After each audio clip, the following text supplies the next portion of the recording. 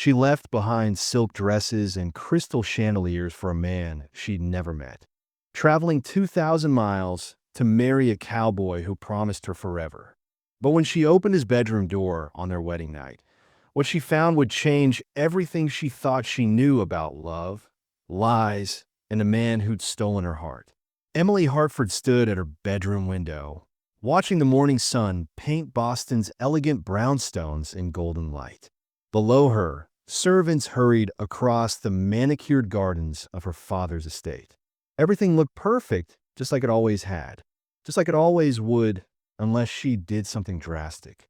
The silk wedding dress hanging in her armoire caught her eye. Not the dress she wanted to wear, but the one chosen for her. White French lace with tiny pearls that cost more than most families earn a year. It was beautiful, expensive, and completely wrong. Just like the man she was supposed to marry in 3 days. Harold Blackwood. Even his name made her stomach turn. 45 years old, cold gray eyes, and hands that felt like dead fish when he touched her. Her father called him a brilliant businessman. Emily called him a nightmare. But in 1885, what 24-year-old daughters wanted didn't matter much. What mattered was business deals and family connections. Emily pulled out the wooden box from under her bed. Inside were letters tied with a simple blue ribbon. Letters that had arrived every week for the past 6 months. Postmarked from a place called Cedar Falls, Colorado. Letters that had changed her life. The first letter had been formal, almost businesslike. Dear Miss Hartford, I am writing to inquire if you might consider correspondence with a gentleman seeking a wife. She'd almost thrown it away. Boston ladies didn't answer advertisements from Western men. But something about the honest handwriting had made her curious. William Mackenzie. That was his name. A rancher, he'd said, looking for a good woman to share his life. No fancy words or empty promises, just simple truth. At least, that's what she'd thought. By the third letter, he was writing about sunsets over the mountains that painted the sky in colors she'd never imagined. By the 10th, he was telling her about his dreams of raising horses and building a family. By the 20th, Emily was falling in love with a man she'd never seen. I know this seems crazy, his last letter had said, but I feel like I've known you my whole life. If you're willing to take a chance on a simple cowboy, I promise to spend every day proving you made the right choice. There's a train ticket enclosed. The choice is yours, Emily. Choose love. She'd read that letter 100 times. The train ticket was still tucked inside, worn soft from her fingers tracing its edges. Boston to Cedar Falls, Colorado. A one-way journey to a new life. Voices in the hallway made her freeze. Her father and Harold, discussing wedding arrangements like she was a prize horse being sold. The girl will adjust, Harold was saying. They always do. A firm hand is all she needs.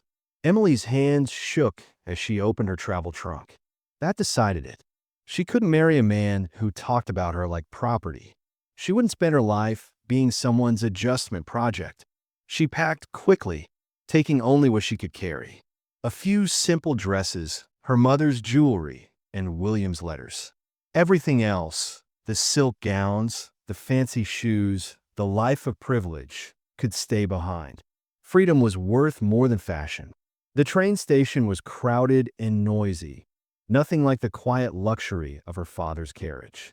Emily clutched her ticket and bag, heart pounding as the conductor called, all aboard for Chicago and points west. This was it. No turning back now. As the train pulled away from Boston, Emily pressed her face to the window. The city she'd known her whole life grew smaller and smaller until it disappeared completely. She was really doing this.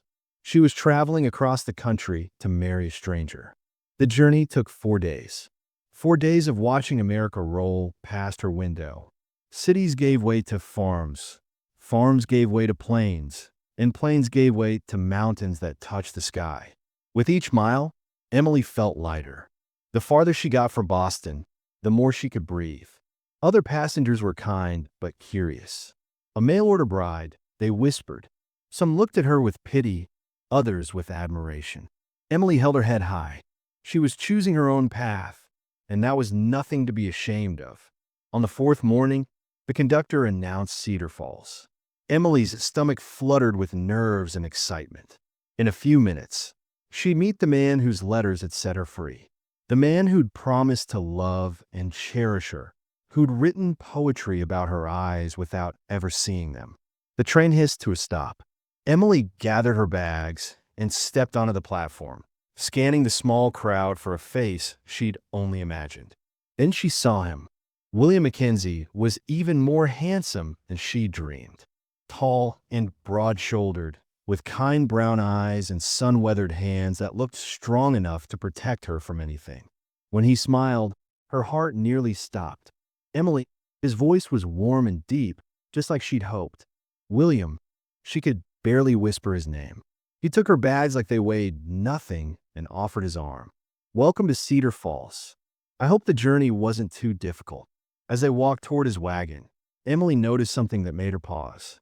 William's pocket watch, gleaming gold in the sunlight, was expensive. Very expensive. The kind of watch her father's business associates wore. Not something a struggling rancher could afford. But when William helped her into the wagon and their hands touched, the watch was forgotten. All that mattered was the way he looked at her, like she was the most precious thing in the world. "Ready to start our life together?" he asked. Emily smiled, pushing down the tiny voice of doubt. "I've never been more ready for anything." As the wagon rolled toward William's ranch, Emily had no idea that the expensive watch was just a first clue. The man she was about to marry had secrets that would shake her world to its very foundation. The wedding ceremony took place 3 days after Emily's arrival, in the small white church at the heart of Cedar Falls. She'd expected something simple, maybe even crude by Boston standards. Instead, she found herself surprised by the warmth and genuine joy of the townspeople who came to witness their union. Mrs. Sarah Chun, who ran the general store, had insisted on decorating the church with wildflowers. Deputy Marshal James Wright served as William's best man, grinning like he was personally responsible for the match. Even Pastor Williams and his wife seemed genuinely delighted to perform the ceremony. Emily wore her simplest dress, a pale blue cotton that had been practical for traveling. William had offered to buy her something fancier, but she'd refused. This wasn't about showing off wealth. This was about starting fresh, being real with each other. "Do you, William Mackenzie, take Emily Hartford to be your lawfully wedded wife?" Pastor Williams asked. "I do." William's voice was steady, but Emily caught something in his eyes. Not doubt, exactly, but something that looked almost like guilt. When it was her turn to say the words, Emily looked directly into William's face. "I do," she said firmly, meaning every word. Whatever that flicker in his eyes had been, it didn't matter. She was choosing love over fear, adventure over safety. The kiss that sealed their marriage was gentle but electric. Emily felt her cheeks burn as the small congregation cheered. She was married. She was Mrs. William Mackenzie now, a rancher's wife in Colorado Territory. The ranch was a 10-minute ride from town, nestled in a valley between rolling hills. Emily's first glimpse of her new home took her breath away. The house was larger than William had described in his letters, built of solid timber with a wraparound porch and real glass windows that caught the afternoon sun. "It's beautiful," she breathed, and William smiled with what looked like relief. "I wanted it to be worthy of you," he said, helping her down from the wagon. Inside, Emily found more surprises. The furniture was well-made and comfortable, not the rough wooden pieces she'd expected. The kitchen had a modern stove and good china. The parlor boasted a bookshelf filled with leather-bound volumes and even a small piano. "William, this is wonderful," Emily said, running her fingers over the piano keys. "But in your letters, you made it sound like you were just getting by." William busied himself lighting the oil lamps. "A man likes to be modest about his circumstances. I didn't want you thinking I was bragging." It was a reasonable answer, but something about the way he avoided her eyes made Emily file the moment away in her mind.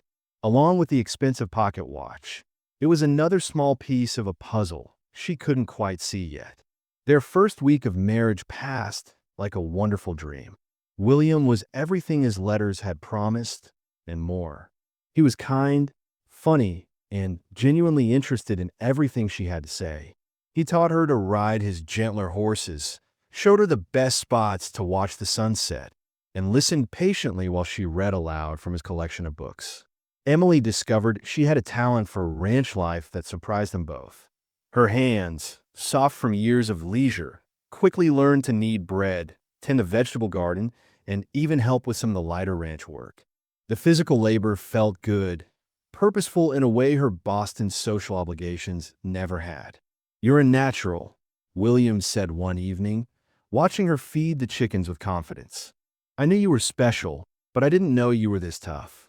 Emily laughed, flour still dusting her apron from the afternoon's baking. "Neither did I. I think I like being tough." But even in those happy early days, small inconsistencies began to add up. William received mail regularly, but he always collected it himself from town rather than letting Emily accompany him. When neighbors stopped by, they sometimes mentioned business dealings that didn't match what William had told her about his ranch's struggles. One afternoon, while William was checking the cattle in the far pasture, Emily decided to explore the house more thoroughly. She'd been so focused on settling in that she hadn't really looked around. Most of the rooms were exactly as William had shown her, comfortable but not extravagant. And she found the locked room. It was at the end of the hallway, and Emily had assumed it was just a closet or storage space. But when she tried the handle out of curiosity, it wouldn't turn. She knelt and peered through the keyhole, but could only make out the edge of what looked like a large wooden desk. Why would William lock a room in his own house? Especially from his wife? Emily tried to push the thought away. Married couples were entitled to privacy. Maybe it was just his private office or storage for things he wasn't ready to share yet. But the locked door bothered her more than she wanted to admit. That evening at dinner, she mentioned it casually. "I was exploring the house today and found a locked room at the end of the hall. Is that your office?" William paused with his fork halfway to his mouth. "Something like that. Just old papers and records. Nothing interesting. I could help you organize them if you'd like. I'm good with paperwork."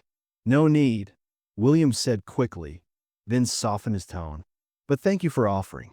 A man's business records can be pretty boring stuff. I'd rather spend our evenings like this, talking with you." He reached across the table and took her hand, and Emily felt her suspicions melt away. This was what mattered.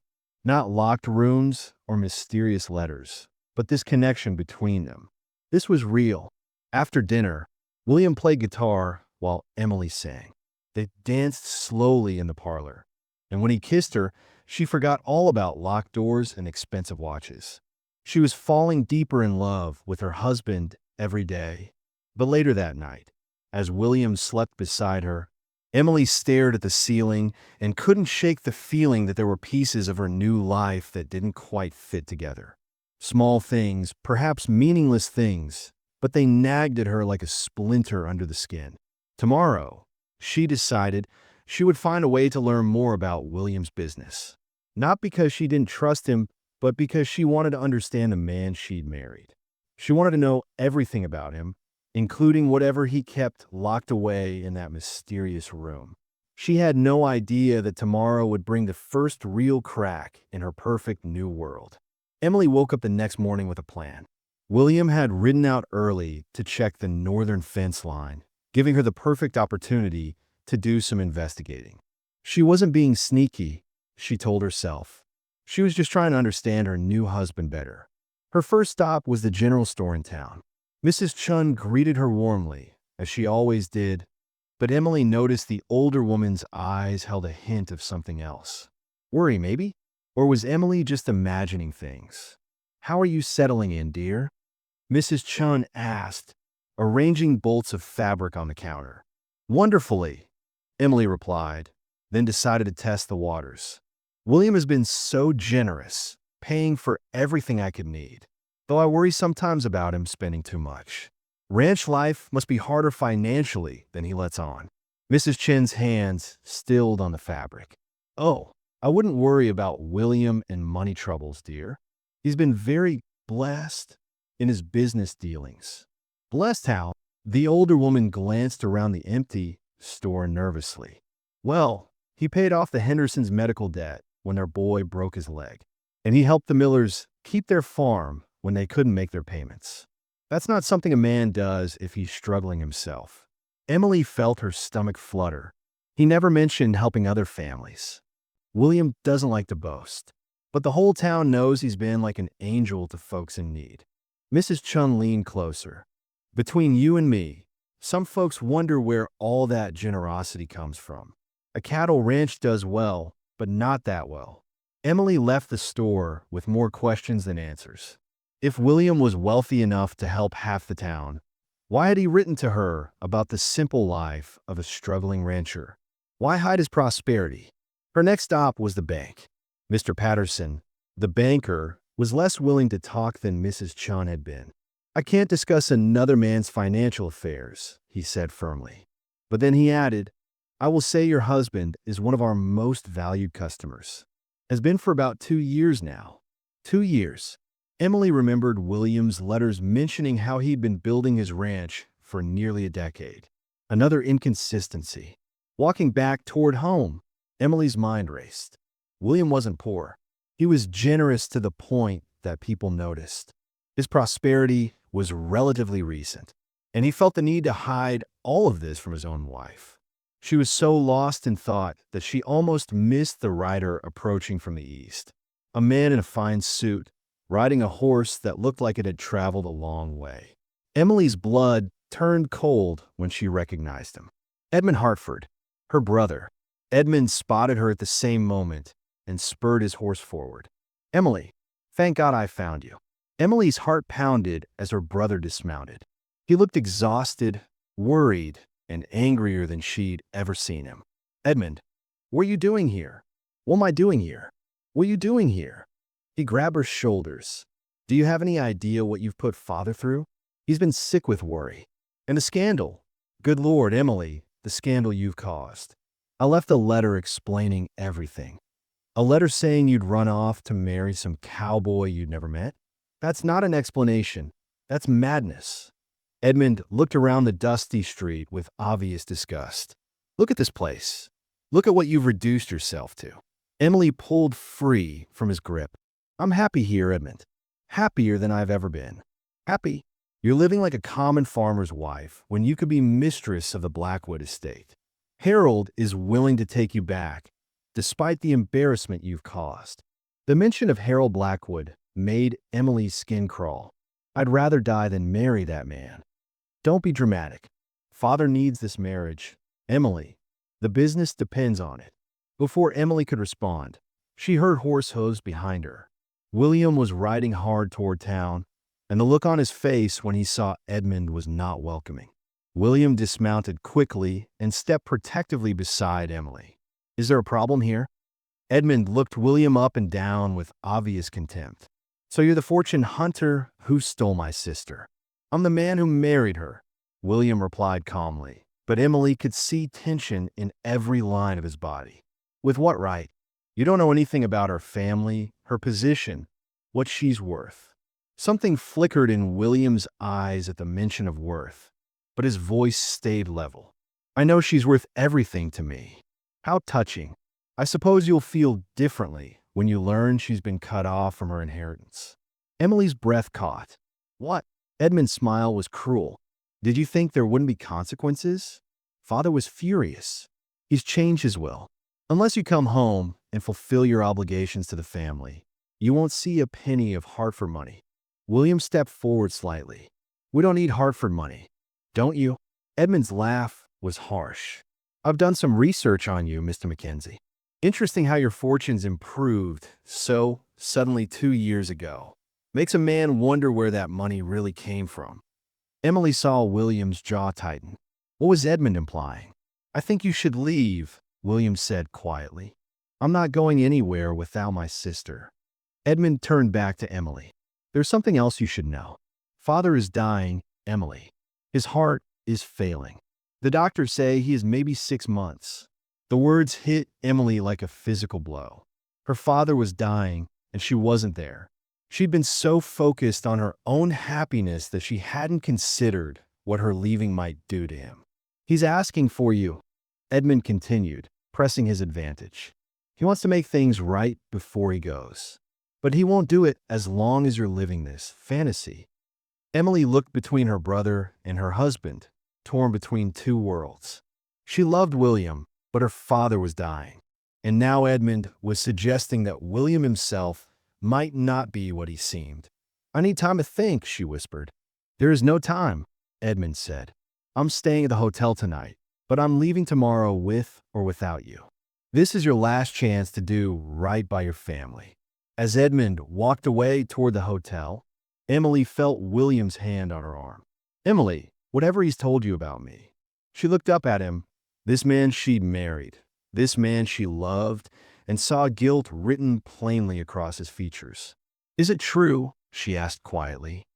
"Did your fortune really appear 2 years ago?" William was quiet for a long moment. When he finally spoke, his voice was heavy with something that sounded like defeat. "There are things about my past I haven't told you. Things I thought I could keep separate from our life together." Emily's heart sank. "What kind of things?" "Come home with me," William said. "Let me explain everything. You deserve the truth." As they rode back to the ranch in silence, Emily realized that her perfect new life was about to be turned upside down. Whatever William was hiding, it was big enough to make him look like a man facing his own execution. And with her father dying and her family demanding her return, Emily wasn't sure if love would be enough to hold her world together. The ride back to the ranch felt like the longest 10 minutes of Emily's life. William sat rigid in the saddle beside her, his jaw clenched tight. She could practically feel the weight of whatever secret he was carrying, and it terrified her. Once they reached the house, William dismounted slowly and helped her down without meeting her eyes. Emily had never seen him look so defeated, and it broke her heart even as it scared her. "The locked room," she said quietly. "Whatever you need to tell me, it's in there, isn't it?" William nodded without speaking. He pulled a key from his pocket and led her down the hallway to the door she'd tried so many times. With shaking hands, he unlocked it and pushed it open. Emily gasped. The room was an office, but not the simple ranch office she'd expected. This was the office of a wealthy man. A massive oak desk dominated the space, covered with legal documents and correspondence. The walls were lined with ledgers and filing cabinets. But what caught her attention immediately was the portrait hanging above a desk. A family portrait, a distinguished older man, a beautiful woman, and two young boys. One of the boys looked exactly like William. "That's my family," William said quietly. "My real family. The Mackenzie family of Philadelphia." Emily sank into the leather chair facing the desk. "Philadelphia? But you said you were from Colorado." William moved to the window, staring out at the mountains. "I came to Colorado 5 years ago. I was running from something, Emily. Running from who I was." "I don't understand." William turned to face her, his eyes filled with pain. "My father was Alexander Mackenzie. Mackenzie Steelworks, one of the largest steel companies on the East Coast." Emily's breath caught. She knew that name. Every wealthy family in Boston knew Mackenzie Steel. "You're for money. Real money. More money than you can imagine." "But it was blood money, Emily. My father built his fortune by crushing smaller companies, by paying workers starvation wages, by cutting corners that got people killed." William's voice grew bitter. "I tried to change things when I graduated from Harvard. Tried to make the company better, fairer. My father laughed at me." Emily was struggling to process this revelation. "So you left." "I tried to reform the company from the inside for 2 years. But my father blocked every change I tried to make. When a factory collapse killed 12 workers because of safety shortcuts he'd ordered, I couldn't take it anymore. I confronted him publicly, tried to take the story to the newspapers."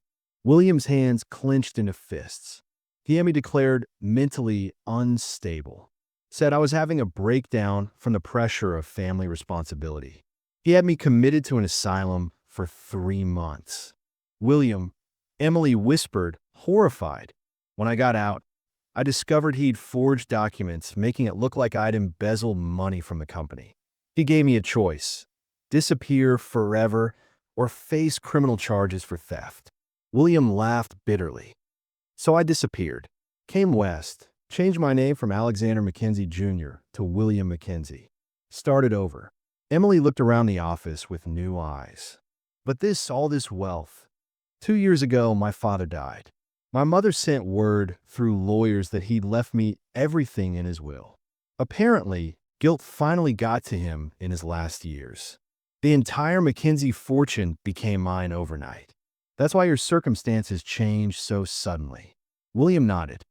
Suddenly, I was worth more money than this entire territory. But I didn't want it, Emily. It felt like accepting blood money. So I decided to use it differently. I've been quietly helping people, trying to make up for what my family did. Emily stood up and walked to the desk, looking at the documents scattered across its surface.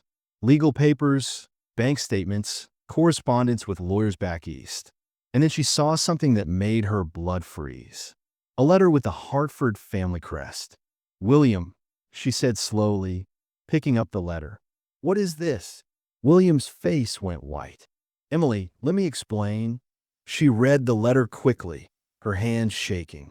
It was from a private investigator, detailing the Hartford family's business dealings, their wealth, their connections. And at the bottom, a note in William's handwriting. "Perfect match. Wealthy Eastern family, social connections valuable." "You investigated my family before you wrote to me," Emily whispered. "This wasn't fate. This wasn't love at first letter. You chose me specifically because of who my family is. Emily, please, answer me." Her voice cracked. "Did you marry me for my family's money and connections?" William was quiet for a long moment.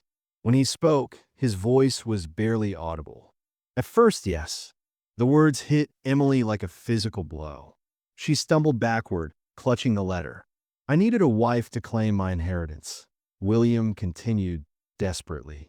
"The will required me to be married within 2 years of my father's death. And I thought if I married someone from a wealthy Eastern family, someone with social connections, it would help legitimize my new life." "So you found the perfect mark," Emily said bitterly. "A desperate spinster from Boston society." "It wasn't like that." "What was it like then?" "Tell me exactly how it was, William. Or should I call you Alexander?" William moved toward her, but stopped when she backed away. "Yes, I chose you strategically at first. I researched families, looking for someone suitable. But Emily, the moment I started reading your letters, everything changed." "How convenient." "It's the truth. Your first letter was so full of life, so honest about feeling trapped by expectations. You weren't what I expected at all. You were real and funny and brave. By the third letter, I wasn't thinking about business anymore. I was falling in love with you." Emily laughed harshly. "Love? You don't even know what love is. Love is honest. Love doesn't investigate people like they're business investments." "You're right," William said quietly. "I should have told you the truth from the beginning. But I was scared that if you knew about my money, about my past, you'd see me differently. Instead, I see you clearly for the first time." Emily set the letter down on the desk with shaking hands. "You're not the simple, honest cowboy I fell in love with. You're just another rich man who thinks he can buy whatever he wants. That's not fair, and you know it. Look around this town, Emily. Look at the families I've helped. I'm trying to use this money for good. After lying to everyone about who you are." Before William could respond, they heard horses outside. Multiple horses, moving fast. William went to the window and cursed under his breath. "What is it?" Emily asked. "The sheriff and his deputies. And your brother." William turned to her, his face pale. "Emily, there's something else. Something I haven't told you. More secrets. The marriage," William said desperately. "Legally, it might not be valid. I married you under a false name. If someone challenges it in court." Emily felt the world spinning around her. "What are you saying?" "I'm saying that if your brother has a good lawyer, he might be able to prove our marriage never legally happened. The sound of boots on the porch steps echoed through the house. Emily stared at William, this stranger who wore her husband's face, and felt everything she believed about her new life crumbling around her. "Mrs. Mackenzie?" The sheriff's voice called from the front door. "We need to talk." Emily looked at William one last time. In his eyes, she saw desperation, guilt, and what might have been genuine love. But she also saw the face of a man who had built their entire relationship on lies. "I don't even know who you are," she whispered. As the sheriff's knocking grew louder, Emily walked toward the front door, leaving William standing alone in his office of secrets. Her perfect new life had been an illusion, and now she had to face the truth about everything she thought she knew about love, marriage, and the man she trusted with her heart. The foreclosure notice Edmund had mentioned was about to become the least of their problems. Emily stood in the pre-dawn darkness of their bedroom, her decision crystallizing like frost on the window panes. The foreclosure notice lay crumpled on William's desk downstairs, its cruel ultimatum echoing in her mind. 48 hours. She had spent the sleepless night wrestling with her heart, her duty, and her newfound understanding of what truly mattered. The silk dresses hanging in her wardrobe seemed like costumes from another woman's life now. This was her home. These people, William's people, had become her people. She wouldn't abandon them to satisfy her father's business machinations or Harold Blackwood's greed. "William," she whispered, gently shaking his shoulder. He stirred, his dark eyes immediately alert with the wariness that had become constant since Edmund's arrival. "I'm staying. We're going to fight this." His relief was so profound it nearly broke her heart. "Emily, you don't understand the full scope." "I understand enough." She placed her finger against his lips, silencing his protests. "I have connections in Boston that you don't know about. My mother's family, the Hartfords, we have influence beyond what my father controls. If Blackwood thinks he can manipulate an entire town to force my hand, he's about to discover he's underestimated the wrong woman." William sat up, running his hands through his tousled hair. "The risks are mine to take." Emily was already moving toward her writing desk, pulling out paper and ink. "I'm sending telegrams to my mother's brothers in the banking consortium. They've been looking for ways to expand westward, and they despise Harold Blackwood almost as much as I do." As the sun rose, Emily's plan began to unfold with military precision. She dispatched 3 different telegrams to Boston, each carrying a different piece of the puzzle she was assembling. William watched in amazement as his refined Eastern wife transformed into a strategic commander, her finishing school education finally serving a purpose that mattered. But their respite was short-lived. The sound of expensive carriage wheels on the dusty main street announced trouble before Emily even glimpsed the familiar black conveyance through their kitchen window. Her stomach plummeted with recognition. "No," she breathed, her face draining of color. William followed her gaze and saw her stiffen. "What is it?" "Harold Blackwood." The name fell from her lips like a curse. "He's here." The knock on their door came precisely at noon, accompanied by the measured footsteps of men accustomed to demanding immediate attention. Emily straightened her shoulders, smoothed her simple cotton dress, and walked to answer it with the regal bearing that no amount of frontier living could diminish. Harold Blackwood stood on her threshold exactly as she remembered him, impeccably dressed, coldly handsome, and radiating the casual cruelty of a man who had never been denied anything he wanted. 2 hired men flanked him, their purpose unmistakably intimidating. "Emily, darling." His smile was sharp as winter ice. "You've led me quite a chase. I trust you've had sufficient time to indulge this little adventure. It's time to come home. This is my home." Emily's voice carried the authority she had inherited from generations of Hartford women. "You're not welcome here, Harold." His laugh held no warmth. "Oh, my dear, you still don't understand the game you're playing." He produced a leather portfolio from his coat, extracting several official-looking documents. "Your father's debts to my various enterprises have come due rather suddenly. curious how these things happen. The bank foreclosures, the business partnerships dissolving, even this quaint little town's financial difficulties. They're all connected, you see. William stepped beside Emily, his hand settling protectively on her back. You orchestrated this. Business is business, cowboy. Blackwood's eyes never left Emily's face. I require a wife with certain social connections and breeding. Emily fits my specifications perfectly. These unfortunate financial pressures are merely incentives for her to see reason. Emily felt the pieces clicking into place with sickening clarity. You deliberately destroyed this town's economy to force my hand. A masterful strategy, wouldn't you agree? Your husband's inheritance was the only thing standing between these people and complete ruin. But inheritance laws are quite specific about legitimacy of marriages. Once I prove your union was based on fraud, a desperate deception about his circumstances, the marriage becomes void, the inheritance reverts to the state, and you return to Boston to fulfill your proper obligations. The calculated cruelty took Emily's breath away, but it also ignited something fierce and unyielding in her chest. You've made a serious miscalculation, Harold. Have I? He gestured toward the street where more men were gathering, their intent unmistakably hostile toward the townspeople who had begun to collect. I think not.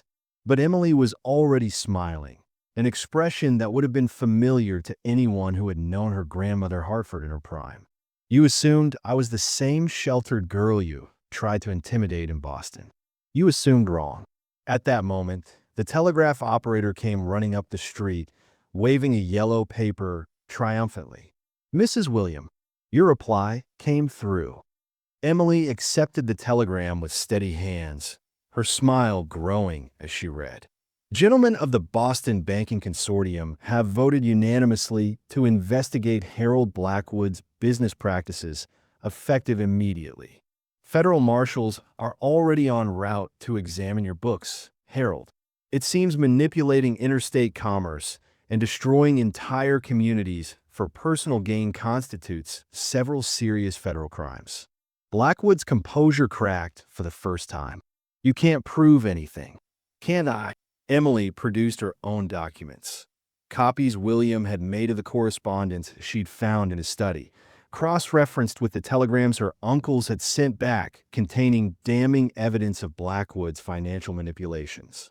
Railroad contracts diverted, bank loans mysteriously called in, supply chain disruptions all traced back to your shell companies.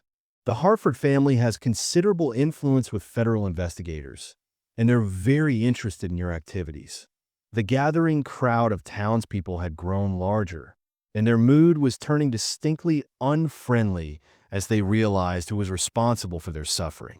Mrs. Chun stood at the front, her usually gentle face hard with anger. Behind her, the blacksmith, the shopkeepers, even the schoolteacher formed a solid wall of community solidarity. This isn't over, Blackwood snarled, but his retreat to his carriage was hasty and undignified. Yes, it is, Emily called after him. My marriage is legitimate. My husband's inheritance will save this town, and you'll be too busy dealing with federal prosecutors to bother anyone ever again. As the black carriage disappeared in a cloud of dust, the townspeople erupted in cheers.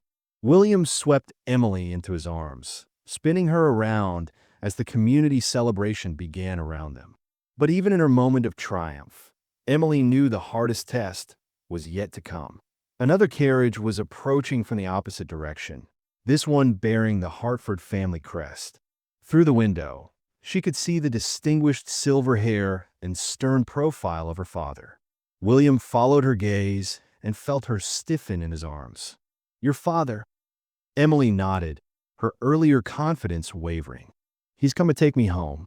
The final choice between her old life and her new one was thundering toward them, and Emily realized that defeating Harold Blackwood had been the easy part.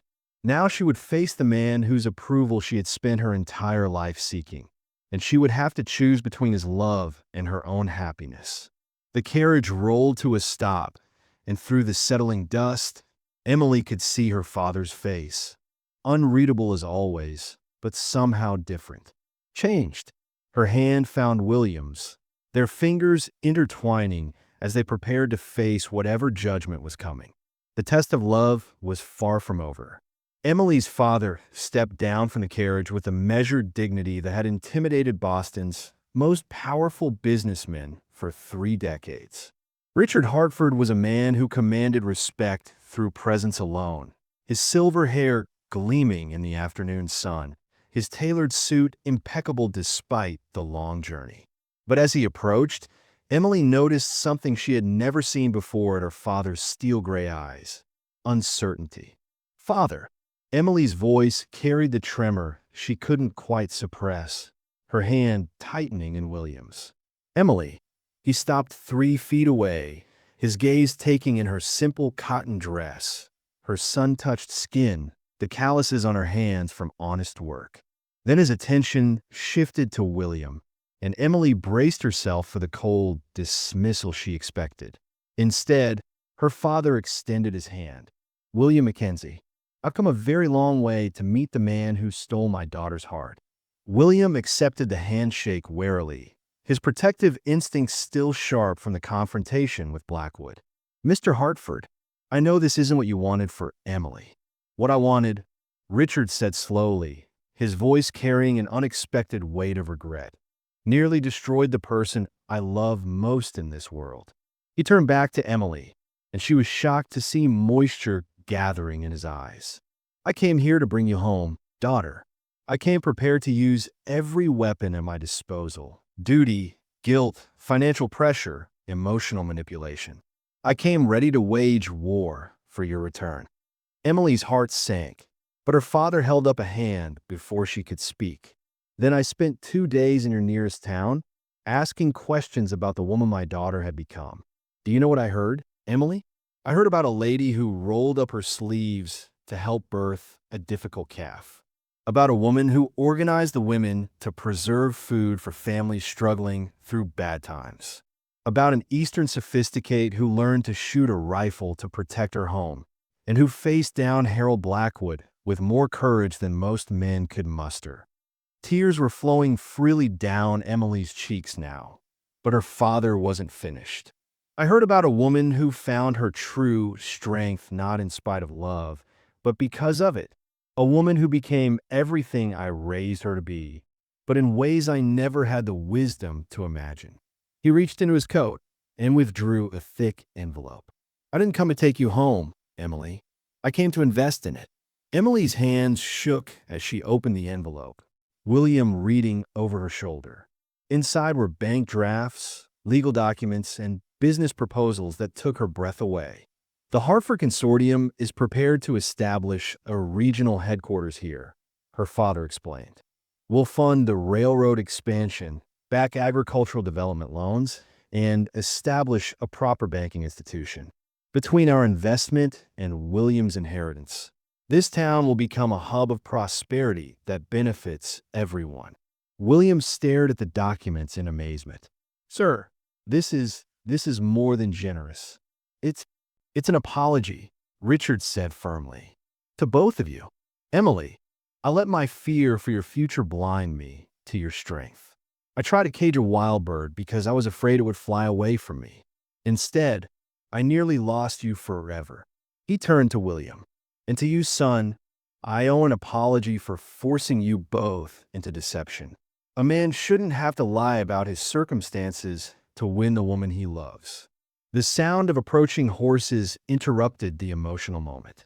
A group of federal marshals rode into view, their badges glinting in the sunlight. The lead marshal dismounted and approached the small gathering. "Mr. Hartford, we have the arrest warrants you requested. Harold Blackwood and 6 associates are now in federal custody on charges of interstate commerce fraud, racketeering, and conspiracy. The evidence you provided was comprehensive."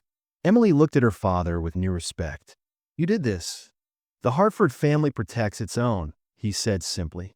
"Blackwood made the mistake of threatening not just my daughter, but an entire community under her protection.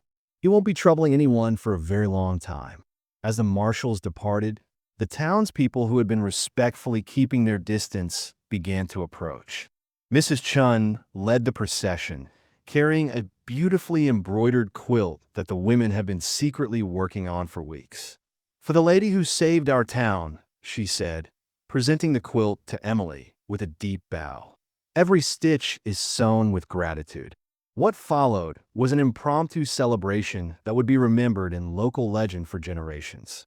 The entire community gathered in the town square, sharing food, music, and stories late into the evening. Emily found herself dancing with her father, then with William, then teaching the children the formal waltzes she had learned in Boston ballrooms, adapting them for the dusty street and frontier fiddle music. "You know," her father said as they sat together watching William demonstrate rope tricks for a group of fascinated children, "I always wondered where your mother's adventurous spirit had gone. I see now it was just waiting for the right opportunity to bloom." "Do you really approve?" Emily asked, still hardly daring to believe this transformation in the man who had been her stern taskmaster for so many years. "Approve? Emily, I'm in awe. You took the education I gave you, the values I tried to instill, and used them to build something beautiful and meaningful. You didn't abandon your heritage, you expanded it." He squeezed her hand. "Your mother would be so proud." As the celebration wound down and the last of the townspeople headed home, Emily and William stood together in their doorway, watching her father's carriage disappear toward the hotel where he would spend the night before beginning his journey back to Boston. "He'll return in the spring," Emily said, reading the letter her father had left behind. "He wants to see the progress on the railroad and attend our proper wedding ceremony." William's arms encircled her from behind, his chin resting on her shoulder. "And what do you want?" Emily leaned back against his solid warmth, marveling at how completely her life had changed. "I want to write letters," she said, "to women back east who feel trapped like I did. I want to tell them there's another choice, another way to live. Not everyone needs to become a mail-order bride, but everyone deserves to know they have options beyond what society dictates." My practical wife, already planning her next adventure. "Our next adventure," Emily corrected, turning in his arms. "I'm thinking we might need a bigger house if we're going to host visitors and correspondents for back east. And the town will need a proper school if we're growing." William's kiss silenced her planning, deep and sweet and full of promise. When they broke apart, Emily was breathless and laughing. "What?" William asked, grinning at her expression. "I was just thinking about that first letter you sent me, describing your humble ranch and simple dreams. If you could see us now, I'd say that sometimes the best dreams are the ones you never dare to dream," William replied. "I wanted a wife to help me claim an inheritance. Instead, I got a partner who helped me build a legacy." 3 months later, Emily sat at her writing desk in their expanded home, her hand resting on the gentle swell of her belly as she finished her latest letter to a young woman in Philadelphia who had written seeking advice about an arranged marriage to a man she feared. Through her window, she could see the bustling main street of their thriving town, the new bank building nearly completed, the railroad surveyors marking the route that would connect them to the larger world. William was in the distance, working with a group of new settlers who had come seeking the opportunities the town now offered. On her desk lay dozens of letters from women across the East, some seeking advice, others sharing their own stories of courage and change. Emily had become an unofficial advisor to women seeking alternatives to society's constraints, and her correspondence had grown so extensive that the post office had hired an additional clerk. She signed her name with a flourish and sealed the envelope, then picked up her pen to begin another letter. This one was to a young woman in Baltimore who had written asking if it was really possible for a proper lady to find happiness on the frontier. "My dear Sarah," Emily wrote, "you ask if it's possible for a woman of refinement to find fulfillment in the West. I can tell you with absolute certainty, it is not only possible, it is transformative. I left Boston wearing silk and lace, And I write to you now in cotton and calico, more richly adorned than I ever was in my father's mansion. True luxury, I have learned, is not found in fine things, but in the freedom to choose your own path and the courage to walk it with someone who loves every step of your journey. Outside her window, William looked up from his work and caught her eye, his smile as warm and welcoming as it had been that first day at the train station. Emily smiled back, her hand moving unconsciously to her belly where their child grew, and returned to her letter. The mail-order bride had become something far more valuable, a woman who had found her true self in the space between who she was expected to be and who she chose to become.